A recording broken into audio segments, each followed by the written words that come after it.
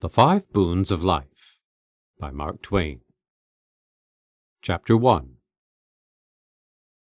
In the morning of life came a good fairy with her basket and said, "Here are gifts.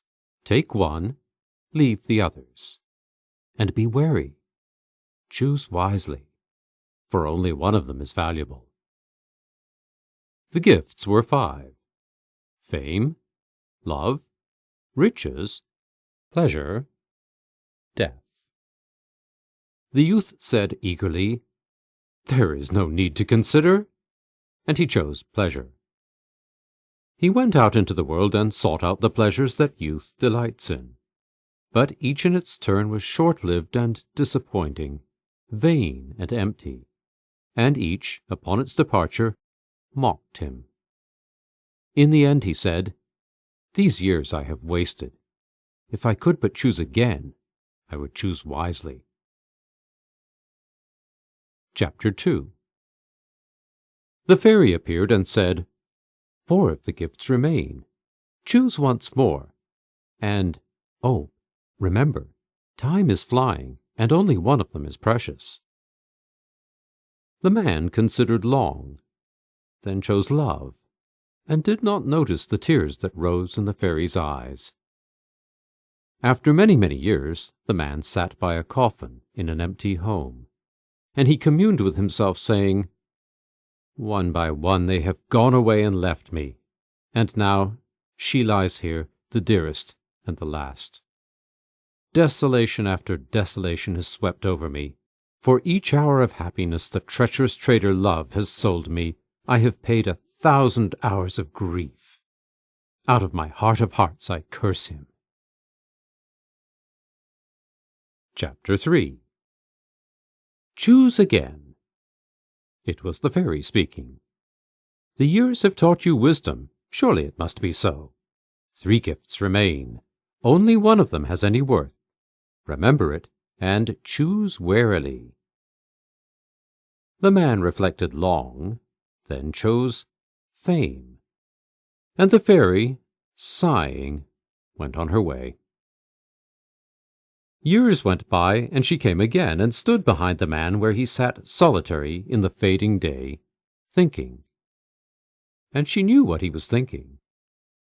"My name filled the world, and its praises were on every tongue, and it seemed well with me for a little while.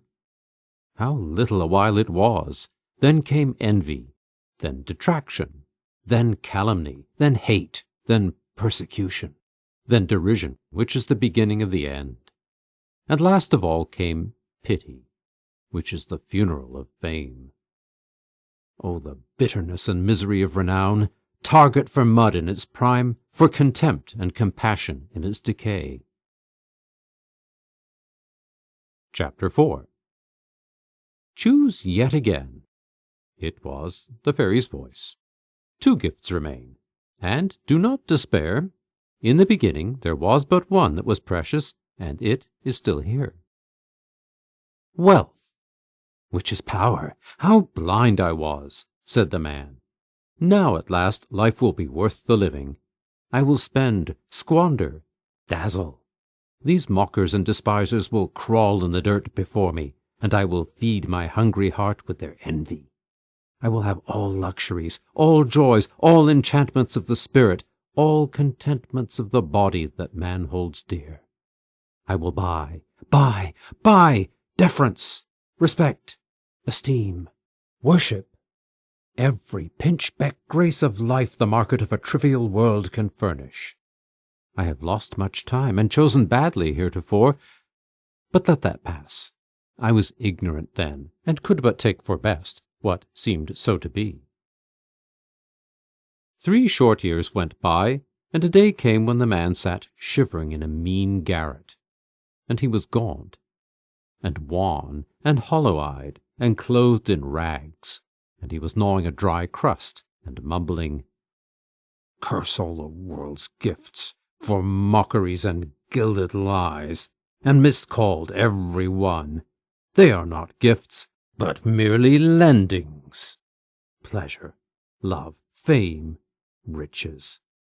They are but temporary disguises for the lasting realities: pain, grief, shame, poverty. The fairy spoke truly. In all her store there was but one gift that was precious, only one that was not valueless.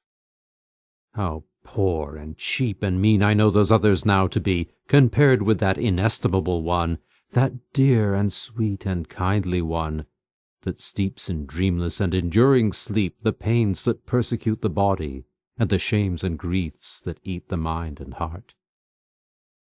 Bring it. I am weary. I must rest. Chapter 5.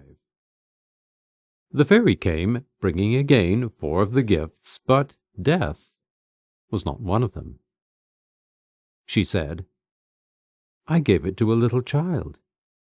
It was ignorant, but trusted me, and asked me to choose for it. You did not ask me to choose. Oh, miserable me! What is left for me? What not even you have deserved? The wanton insult of old age. This concludes The 5 Boons of Life by Mark Twain, read by Anthony St. Pierre.